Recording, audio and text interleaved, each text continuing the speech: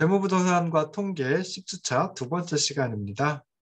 마지막 시간이죠. 예. 먼저 첫 번째 시간, 앞선 시간에서 이제 8주차 수업 내용을 갖다 복습을 했고요. 그 다음에 표본 추출로 넘어가가지고 표본조사와 전수조사 비교하면서 좀 검토를 했습니다. 자, 이번 시간에는 이제 표본 추출 과정에 대해서 살펴볼 텐데요. 자, 마찬가지로 강의안을 띄워놓고 이제 보도록 하겠습니다. 강의안 5번째 강의안이고요. 5번째 강의안이고, 그다음에 몇 쪽일까요? 65쪽입니다. 그래서 65쪽에 이제 표본 추출 과정이 나오는데요. 자, 일반적인 표본 추출 과정은 앞에 있는 그림과 같이 이제 5개의 단계로 구성이 되어 있습니다. 첫 번째 단계에서 모집단 설정을 하고요. 두 번째 단계에서 표본 프레임을 작성을 하고, 세 번째 단계에서 표본 추출 방법 결정하고, 네 번째 단계에서 표본 크기 결정하고, 마지막 5번째 단계에서 이제 조사 대상자를 선정을 합니다. 우리가 할 때는 이런 과정을 거치진 않죠, 잘. 그런데 이제 좀 정교한 표본 조사를 한다라고 하는 경우에는 그때는 이제 이런 표본 추출 과정을 거치게 되는데요. 뭐 예를 들어 가지고 표본의 성격을 가지고 있지는 않지만 그 표준지라고 하는 게 있습니다. 그래서 우리가 이제 공시지가 매길 때 개별 공시지가라고 하는 것도 있지만 표준지 공시지가라고 하는 것도 있죠. 그래서 표준지가 제가 알고 있기로 전국에 한 50만 필지를 이제 표준지로 설정을 합니다. 그래서 표준지는 감정평가사 분들이 이제 그 조사 평가를 하고요. 그리고 나서 이제 그 표준지 조사 평가한 표준지의 공시지가와 그리고 이제 그 토지가격 기준표라고 하는 걸 통해 가지고 이제 전산을 이용해 가지고 컴퓨터를 이용해 가지고 컴퓨터 프로그램을 이용해서 개별 공시지가를 이제 찾아냅니다. 그럴 때 이제 표준지를 찾아내는 과정, 이것을 이제 일종의 표본 추출 과정이라고 볼 수 있죠. 그래서 이런 그 과정을 거쳐가 이제 찾아내기도 하고요. 그 다음에 또 제가 해봤던 것 중에 이제 지가 변동률 표본지라고 하는 게 있습니다. 지가 변동률은 표본을 추출하는데요. 지가 변동률 구하기 위해서 이제 표본을 추출하는데 그때 이제 모집단을 설정을 하고요. 그러면은 지금은 이제 더 많아졌겠지만 제가 할 때는 전국에 2,800만 필지가 모집단이었습니다. 그래서 그 모집단과 관련된 표본 프레임을 다 입수를 할 수가 있었거든요. 그래서 거기서 이제 표본 프레임 입수해서 작성하고 난 다음에 표본 추출 방법을 어떤 방법을 통해 가지고 이제 결정을 할까라고 해가지고 층화 표본 추출 방법이라는 걸 이용해 가지고 이제 표본을 추출하기로 했고요. 네, 표본의 크기도 또 열심히 이제 산정해 가지고 최소 표본이라고 하는 것도 집어넣고 최소 적정 표본이라고 하는 걸 통해 가지고 이제 찾아냈습니다. 그것도 거의 한 50만 필지 가까이 됐던 것 같은데요. 그렇게 하고 나서 이제 조사 대상이 되는 필지를 선정을 하고 그리고 나서 이제 끝이 났던 거죠. 그리고 이제 열심히 감정평가사 분들이 또 이제 조사를 지가 변동률 표본지에 대해서 조사를 하고 지가를 조사를 하고 그것들 이제 또 열심히 집계해가지고 이제 지가 지수라고 하는 걸 찾아내고요. 그리고 이제 지가 지수의 변화 율로다가 이제 지가 변동률을 찾아내기도 하고 그랬습니다. 그래서 그렇게 좀 정교한 조사를 하기 위해서는 정교한 표본 조사를 할 때는 이제 표본 추출 과정도 이제 정교하게 이제 거쳐서 하고 있습니다. 자, 근데 여기서 세 번째 단계인 표본 추출 방법하고요. 네 번째 단계인 표본 크기 결정은 이건 그 대부분의 경우에 이제 함께 합니다. 그러니까 시간적으로 이제 그 전후의 의미를 가지고 있지는 않습니다. 그래서 표본 추출 방법하고 표본 크기를 이제 동시에 결정을 하고요. 그리고 나서 이제 표본 추출 방법도 결정이 되고 표본의 크기도 결정이 되면 그것에 맞춰가지고 조사 대상자 또는 조사 대상을 이제 선정한다라고 생각을 하시면 좋을 듯 싶습니다. 그 하나하나의 과정을 갖다 이제 설명을 드릴 텐데요. 첫 번째는 이제 모집단을 설정하는 단계입니다. 그래서 표본 추출 과정은 조사 대상 전체 모집단을 결정하는 단계에서부터 시작을 합니다. 그래서 모집단은 여기서 이제 조사자의 관심의 대상이 되는 사람이 될 수도 있고요. 또는 제품이 될 수도 있고 또는 기업이 될 수도 있고 또는 지역이 될 수도 있는데 이런 것들의 집합체, 그러니까 세트를 갖다가 모집단이라고 한다라고 생각을 하시면 좋을 듯 싶습니다. 그래서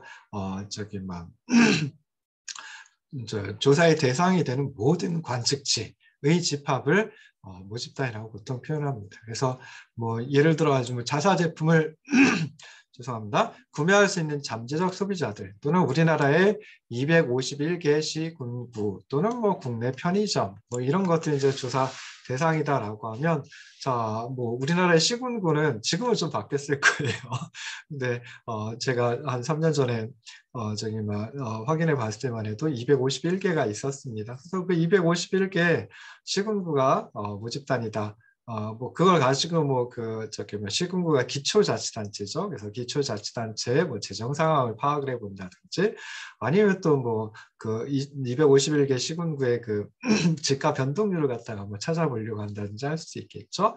그래서 이런 상업적 시장조사 또는 이제 뭐 학문적 시장조사에서도 뭐 이런 그 표적 집단을 모집단으로 설정하는 경우가 많이 있습니다. 그래서 모집단을 좀 정확하게 규정하기 위해서는 조사자가 뭐 소비자의 집단, 그다음에 기업의 담당자, 그다음에 소매점에서 제품을 직접 판매하는 판매원 이런 사람들과 좀 면접을 통해 가지고 잠재적인 고객을 정확히 파악하는 것이 필요하다. 그리고 그것에 근거해서 모집단을 정확하게 정의하는 것이 필요하다라고 하는 거 생각해 볼 수 있습니다. 그런데 모집단은 조사 대상이죠. 그래서 그 모집단에 속한 조사 대상의 뭐 인구 통계학적 특성, 그다음에 거주 지역, 그리고 뭐 시간 개념, 뭐 이런 것들을 이용해가지고 좀 구체적으로 규정을 해야 합니다. 그래서 뭐 내년에도 이제 대통령 선거가 있어가지고 뭐 이제 각각의 당에서 각각의 정당에서 이제 대통령 후보자를 갖다가 선출을 하고 있는 단계이죠. 그래서 뭐 대통령 선거 그 대통령 후보자 선출됐다라고 치고 그 대통령 후보자들에 대한 뭐 유권자 조사, 여론조사 뭐 이런 걸 실시하기도 하고요.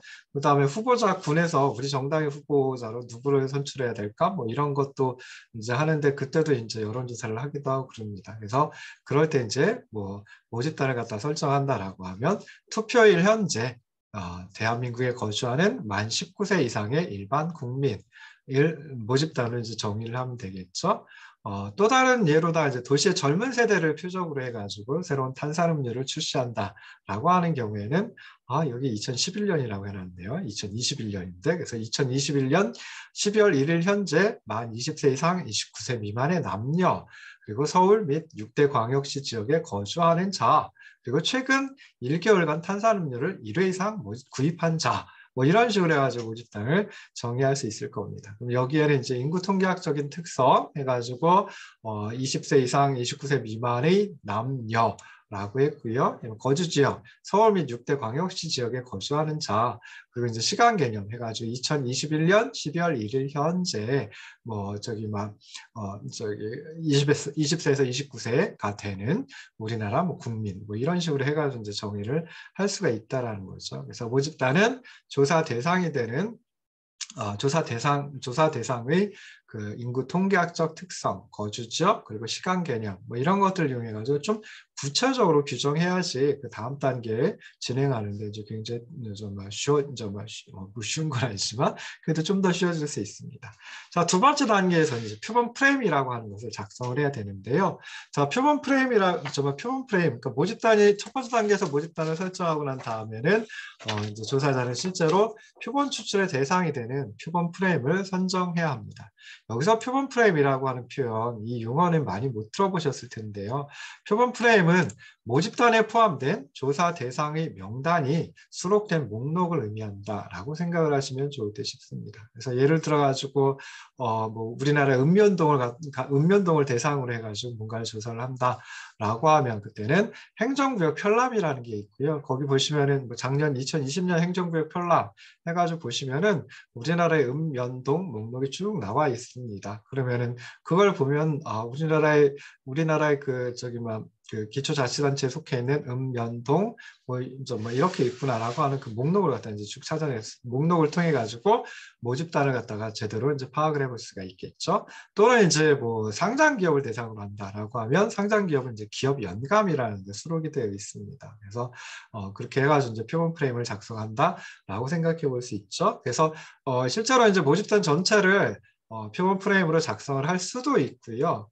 어떤 경우에는 모집단 전체를 표본 프레임으로 작성하기 어려운 경우도 있을 수 있습니다. 그래서 이 표본 프레임 작성하실 때 좀 유의해야 될 점 한 두 가지 점 생각을 해볼 수 있는데요. 첫 번째는 일반 가구를 대상으로 하는 상업적 시장 조사의 경우에는 표적 시장에 속한 소비자들의 전체 목록을 입수해야 하지만 현실적으로 이들에 관한 목록을 입수하는 것은 쉽지 않습니다. 그래서 여러분들도 지금 그 설문조사 그 설문지 만드는 과정에 있는 팀들도 있지만 설문지 이미 만들고 설문조사 하는 팀들도 있더라고요. 그래서 설문조사 한다라고 하면 이제 모집단을 갖다 설정을 해야 되는데 모집단 웬만하면 설정을 안 하셨을 것 같아요.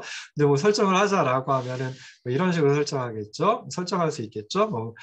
우리나라의 지금 현재 오늘 현재 우리나라에 그 거주하고 있는 대학생 뭐 이런 식으로 이제 할 수 있겠죠. 또는 조금 좁혀가지고 부산 지역에 거주하고 있는 대학생 또는 부산 지역 소재 대학교에 다니고 있는 대학생 뭐 이런 식으로 이제 할 수 있겠죠. 근데 그 대학생들 목록을 갖다가 전부 다 작성을 한다.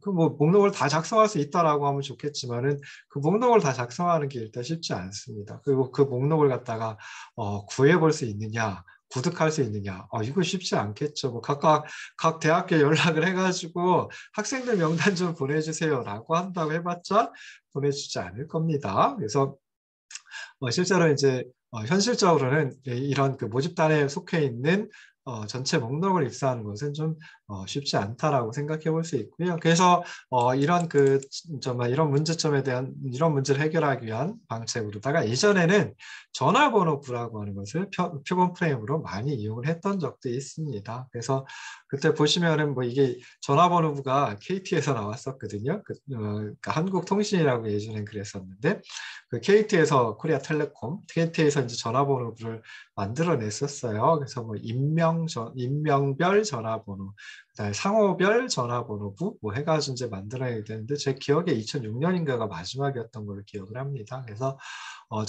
그때는 전화 보급률이 95%, 유선 전화죠. 예, 무선 전화 없었습니다. 그래서 무선 전화가 있긴 있었습니다. 근데 가지고 있던 사람은 많지 않았었거든요. 그래서 그때 유선 전화 보급률이 95%를 상회하고 있었거든요. 그래서 전화번호부가 모집단을 잘 대표할 수 있다. 그러니까 우리나라의 그 가구를 잘 대표할 수 있다라고 생각할 수 있었습니다. 그런데 유선 전화라고 해도 2대 이상 가지고 있는 집들도 있었고요.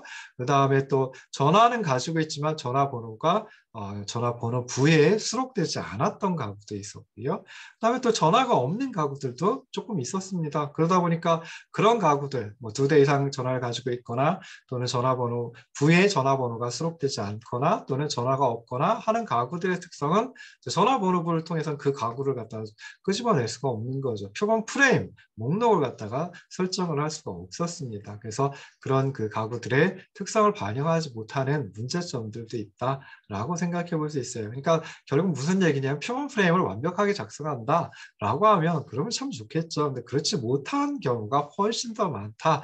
그러다 보면은 그 표본 프레임에 작성되지 않은 표본 프레임에 오르지 못한 그런 그 조사 대상의 어떤 특성을 반영하지 못하는 문제점이 나타날 수도 있다라고 하는 거 꼭 유념하시기 바랍니다. 자, 그 다음에 또 어떤 경우에는 실제로 표본 추출에 이용될 표본 프레임이 존재하지 않는 경우도 많이 있을 수 있습니다. 그래서 표본 프레임이 존재하지 않는 경우 어떤 경우가 있을 수 있냐면 뭐 예를 들어 가지고 일주일 동안에 부산 서면에 있는 롯데백화점을 방문한 고객, 이걸 모집단으로 규정을 했다라고 한번 해보자고요. 모집단으로 정의를 내렸어요.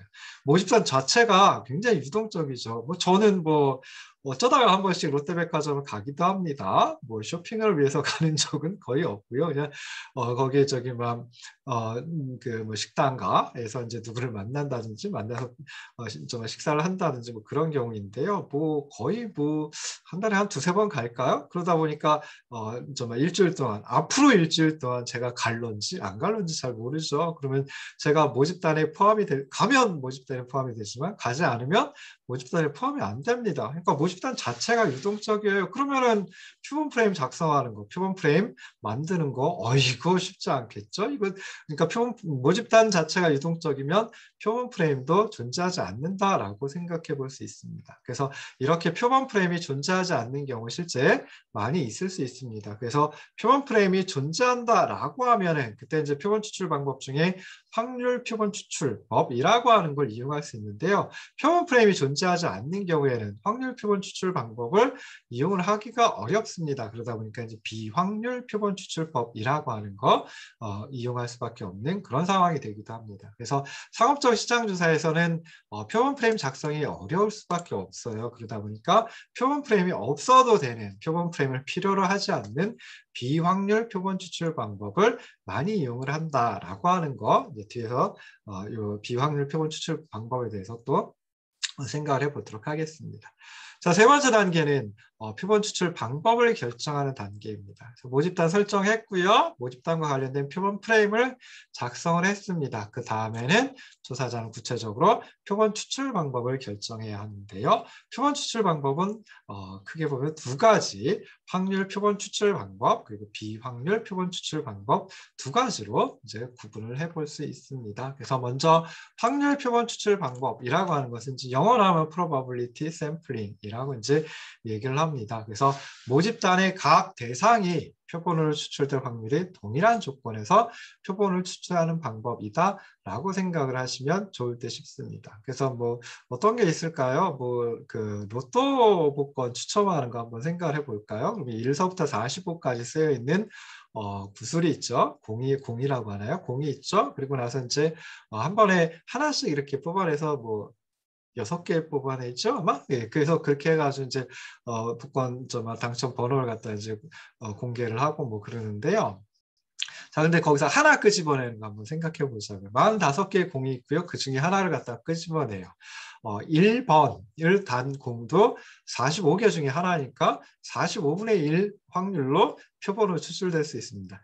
그 다음에 2번 공도 45분의 1 확률로 표본으로 추출될 수 있는 거죠. 그래서 그런 식으로 45개 공에서 딱 한 번 공을 끄집어낸다라고 했을 때 그걸 표본, 한 개의 표본, 표본의 수가 한 개인 그런 표본을 끄집어낸다라고 하면 1번도 2번도 마지막 45번도 각각 표본으로 추출될 확률이 45분의 1로 정확하게 일치합니다. 그래서 이렇게 모집단에 속해 있는 각 조사 대상이 표본으로 추출될 확률이 동일한 조건에서 표본을 추출하는 방법을 확률 표본 추출 방법이라고 얘기를 합니다. 확률 표본 추출 방법을 이용할 때는 표본 프레임이 있어야 돼요. 그래서 표본 프레임을 이용해 가지고 표본을 추출합니다. 좀 전에 예에서는 로또 복권 예에서는 1번 공서부터 45번 공까지 1이 쓰여져 있는 공서부터 45가 쓰여져 있는 공까지 그게 이제 표본 프레임이 되는 거죠. 그래서 그게 모집단 전체가 돼버립니다. 그래서 모집단 전체를 정확하게 파악할 수 있는 표본 프레임 작성할 수 있다. 그러면 이제 확률 표본 추출 방법을 이용을 할 수가 있습니다. 그래서 이렇게 확률 표본 추출 방법을 이용하면 좋은 점, 뭐 어떤 게 좋으냐라고 했을 때 추출된 표본이 얼마나 모집단을 잘 대표하는지 그래가지고 조사 결과에 어느 정도의 오류, 아까 오류 두 가지 오류 중에 표본 오류가 어느 정도나 발생할 것인지에 대한 정보를 제시해 줄 수 있다라고 하는 게 이제 확률 표본 추출 방법의 장점이라고 생각을 하시면 좋을 듯 싶습니다. 자, 이에 비해서 비확률 표본 추출 방법은요. 확률 표본 추출 방법이 아닌 게 되겠죠. 그러니까 확률 표본 추출 방법은 모집단에 속한 각각의 대상이 표본을 추출될 확률이 동일한 조건에서 표본을 추출하는 방법. 비확률 표본 추출 방법은 그 모집단의 각 대상이 표본으로 추출될 확률이 동일하지 않은 조건에서 표본을 추출하는 방법을 비확률 표본 추출 방법이라고 얘기를 합니다. 그래서 비확률 표본 추출 방법 중에 이제 대표적인 게 여러분들 지금 하고 있는 거예요. 그래서 편의 표본 추출 방법이라고 하는 게 있는데요. 그냥 자기 마음대로 임의대로 표본을 추출하는 것입니다. 그래서 여러분들은 어떻게 해요? 5명의 팀을 이루었다라고 하면 5명이 한 친구들 20명한테 이제 설문지 보내고 이 조사에 응답을 해줘 뭐 이런 식이죠. 그러니까 표본을 어떻게 추출했냐? 본인의 편의, 조사자의 편의에 따라가지고 표본을 추출을 했습니다. 그러면은 뭐 그냥 우리 학교는 좀 그러니까 자, 부산 지역 소재 대학의 대학생들 이다라고 했을 때 모집단 뭐 표본 프레임은 작성할 수가 없죠. 근데 그때 저기 뭐 예를 들어가지고 동아대학교 경영학과에 속한 A라는 학생이 표본으로 추출될 확률하고 그다음에 여러분들 친구가 표본으로 추출될 확률하고 당연히 동일하지 않겠죠. 그래서 그런 표본 추출 방법을 비확률 표본 추출 방법이라고 얘기를 합니다. 비확률 표본 추출 방법은 표본 프레임이 없어도 표본을 추출하는 데 활용을 할 수가 있어요. 그래서 표본 프레임이 없어서 모집단의 각 대상이 추출될 확률을 전혀 모르는 상태에서 표본을 추출할 때 유용한 방법이다라고 생각을 하시면 좋을 듯 싶습니다. 그러다 보니까 추출된 표본이 얼마나 모집단을 잘 대표하는가, 그래서 조사 결과에 어느 정도의 오류가 있을까, 이것을 갖다가 이런 정보를 제시해 주지 못하는 그런 문제점을 가지고 있다라고 생각을 해보시면 좋을 듯 싶습니다. 자, 그래서 확률 표본 추출 방법 자, 아까도 말씀드렸듯이 표본 오차를 정확하게 표본 오류 또는 이제 표본 오류의 정도를 표본 오차라고 이제 표현을 하는데요. 그 표본 오차가 어느 정도나 될 것인지 정확하게 추정할 수 있고요. 그 다음에 그러다 보니까 매우 정확한 결과를 제시를 할 수가 있습니다. 뭐 매우 정확한이라고 했는데 좀 일반화가 가능한 그런 결과를 이제 제공할 수 있어요. 반면에 이게 장점인데 문제점은 뭐냐라고 했을 때 표본 추출에 당연히 시간이 소요가 되겠죠. 그다음에 표본 추출의 뭐 비용도 이제 수반이 될 수 있습니다. 그래서 이런 것이 문제점이다라고 생각해 볼 수 있고요. 자, 비확률 표본 추출 방법은 상대적으로 계속 전에도 말씀드렸던 것 같은데 상대적으로라고 하는 표현이 나오면은 뭐에 비해서라고 이제 생각을 하시면 된다 그랬죠. 여기서는 비확률 표본 추출법 말고 다른 게 확률 표본 추출법이니까 비확률 표본 추출법은 확률 표본 추출법에 비해서 상대적으로 비용과 시간이 적게 소요된다. 이게 장점이에요. 문제점도 있죠. 뭐가 문제점이겠어요? 표본 오차, 표본 오류를 정확하게 추정할 수 없다. 표본 오류의 정도가 어느 정도인지 아예 얘기를 할 수가 없습니다. 그러다 보니까 조사 결과를 갖다가 일반화시키는 게 어렵다. 그러니까 우리가 부산 지역 대학생들을 대상으로 해가지고 조사를 했다라고 해서 이런 결과를 얻었어요. 근데 비확률 표본 추출법을 이용해서 표본을 추출하다 보니까 표본 오류가 어느 정도인지 모르고요. 그런데 이렇게 나온 결과를 뭐 우리나라 전국의 대학생들 대상으로 하는 이런 그 조사 결과로다가 일반화시킬 수 있냐? 그렇게 하기가 어렵습니다. 그렇게 할 수 없습니다. 그래서 이런 것이 이제 문제점이다라고 생각을 하시면 좋을 듯 싶어요. 그래서 표본의 수가 많지 않고 표본 프레임을 입수하는 게 가능하다라고 하는 경우에는 확률 표본 추출 방법을 이용하는 것이 바람직하고요. 근데 모집단의 규모가 큰 경우에는 확률 표본 추출 방법을 이용했을 때 비용과 시간 측면에서 굉장히 많이 소요가 됩니다. 그러다 보니까 좀 비효율적이다라고 생각해 볼 수 있고 실행하는 것도 상당히 어렵다라고 생각해 볼 수 있습니다. 그래서 제가 아까 그 집값 변동률 표본지 저희가 선정하는 거, 표본을 갖다 이제 추출하는 거, 그 작업을 6개월 정도 했었어요. 우리나라 전체 필지가 그때 2,800만 필지였거든요. 굉장히 많죠. 그래서 거기서 표본 한 50만 필지 안 됐던 것 같고 제 기억에 43만 필지 정도 됐던 것 같은데요. 그래서 그 표본을 갖다가 정확히 찍었거든요. 여기 해가지고 정확히 찍었는데 그거 연구하는 것만 해도 한 6개월 정도 걸립니다. 그리고 당연히 6개월 동안 그 연구해가지고 결과를 제시해 줘야 되니까 그 연구 용역을 국토부에서 발주를 하고요. 그러면 국토부에서는 그 연구 용역에 대한 대가, 비용을 치러야 되겠죠. 그래서 뭐 그런 것들이 있다라고 하는 거 생각해 보시면 좋고요. 그래서 어떤 경우에는 확률 표본 추출 방법보다 비확률 표본 추출 방법을 이용하는 것이 좀 더 바람직하고 효과적인 경우도 있다라고 하는 거 생각해 보시면 좋을 듯 싶습니다. 자, 그 다음에는 이제 표본 추출 방법 결정하고 동시에 뭐까지 한다고 했어요? 표본의 크기를 결정한다라고 얘기를 했죠. 그래서 표본 추출 과정에서 조사자는 표본 추출 방법과 함께 표본 크기를 결정을 합니다. 뭐 둘이 뭐 연결이 되어 있어서 그러는 건 아니고요. 그냥 함께 해도 뭐 시간 정말 순서상으로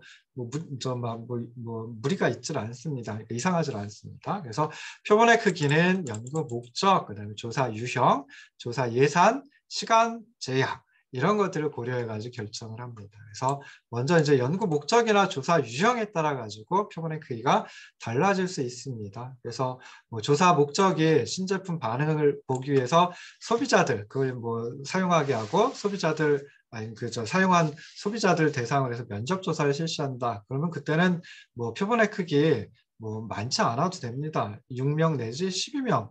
근데 이제 좀 집단을 뭐 나누어 봤다라고 하면 뭐 예를 들어 지역별로 나누어 봤다. 그리고 지역이 뭐 한 5개 지역 정도 된다라고 하면 그러면 이제 30명 내지 60명으로 이제 늘어나긴 하죠. 근데 어찌됐든 뭐 이 정도만 이제 하면 됩니다. 근데 이제 뭐 가정 내 사용 조사 같은 것도 있고요. 그다음에 뭐 CLT라고 하는 조사도 있거든요. 그래서 이럴 때는 일반적으로 한 100명 내지 200명 정도 피본으로 해가지고 대도시 중심으로 실시를 합니다. 그 다음에 이제 우리가 그 일반적인 그 학문적 조사, 그러니까 뭐 석사학위 논문이나 박사학위 논문을 쓰기 위해서 설문조사를 한다라고 하는 경우에는 보통 300명 내지 많으면 1000명까지도 표본으로 이용을 하기도 합니다. 그래서 표본의 크기는 연구의 목적, 그다음에 조사 유형 뭐 이런 것들에 따라 아주 달라질 수 있다라고 생각을 해보시면 좋을 듯 싶고요. 그 다음에 이렇게 그 결정하는 그 저기 뭐 표본 크기는 뭐 좀 그 계략적인 것입니다. 그래서 정확한 표본의 크기는 아무래도 조사 예산을 감안해 가지고 이제 조정을 할 수밖에 없습니다. 그래서 조사 예산이 많다라고 하면 조사하는 데 들어가는 비용 예산으로 잡아야죠. 근데 그 조사 예산이 많다라고 하면 그럴 때는 정말 표본의 크기를 크게 해도 뭐 그 뭐 별 무리가 없겠죠. 조사 예산이 충분하다라고 하면. 근데 조사 예산이 조금 그 적다라고 하면 그때는 어쩔 수 없습니다. 결국 그거에 맞춰 가지고 표본의 크기를 결정을 할 수밖에 없거든요. 그래서 여기 보시면은 이제 서베이 우리가 하는 조사를 보통 서베이 조사라고 얘기를 합니다. 그래서 서베이 조사 같은 경우에는 표본당 약 35,000원 내지 5만 원 정도의 조사비가 소요가 된다. 그리고 이제 소비자 면접 조사 같은 경우에는 1회당 300만 원 내지 한 400만 원 정도의 비용이 소요된다라고 일반적으로 얘기를 합니다. 그런데 전체 조사 예산이 3천만 원이고 그다음에 두 번의 사전 소비자 면접 조사 필요하고요. 그 다음에 일반 소비자들을 대상으로 하는 서베이 조사가 한 번 필요하다라고 하면 먼저 소비자 면접 조사에 300만 원 내지 400만 원 소요가 되는데 두 번이죠. 두 번 한다 그랬으니까 그러면은 뭐 300만 원 내지 400만 원의 평균이 350만 원이니까 두 번 하면 한 700만 원 정도가 소요된다. 이제 남는 건 2,300만 원밖에 안 돼요. 그 2,300만 원을 서베이 조사해야 되는데 요즘 서베이 조사할 때는 저 표본당 35,000원 내지 5만 원 정도 조사비가 소요가 된다 그랬어요. 그럼 2,300만 원 가지고 서베이 조사하면은 460명 내지 657명 정도로 제한이 될 수밖에 없습니다. 그래서 이 중에 뭐 예를 들어 한 500명 정도 한다든지 600명 정도 한다든지 뭐 이렇게 이제 표본의 크기를 결정할 수밖에 없다라고 생각을 하시면 돼요. 가장 중요한 건 조사 예산이다라고 생각을 하시면 좋을 듯 싶습니다. 자, 그런데 이제 또 다른 거 하나가 표본 크기 결정에 영향을 미치는데요. 어떤 것이냐면 조사에 소요되는 기간입니다. 그래서 짧은 기간 내에 조사를 실시해야 된다라고 하면 당연히 표본의 크기가 적어질 수밖에 없겠죠. 근데 좀 긴 기간 표본 조사를 할 수 있다라고 하면 표본의 크기를 좀 더 많이 두어도 이제 가능하다라고 생각해 볼 수 있습니다. 자, 마지막 이렇게 해가지고 이제 표본 추출 방법, 표본 크기 다 결정을 했어요. 그리고 나면은 조사 대상을 선정합니다. 이 과정이 이제 마지막 단계입니다. 그래서 뭐 표본 할당표 같은 걸 만들어가지고 그 표본 할당표에 맞는 조사 대상을 선정하고 조건을 만족시키는지 확인하고 이제 실제 조사에 들어간다. 뭐 이렇게 이제 생각을 하시면 좋을 듯 싶습니다. 그래서 이렇게 해가지고 이제 이번 시간에는 표본 추출 과정까지 이제 살펴봤습니다. 다음 주차에는 그 다음이 이제 그 표본 추출 방법 좀 더 상세하게 이제 강의를 해야 되는데요.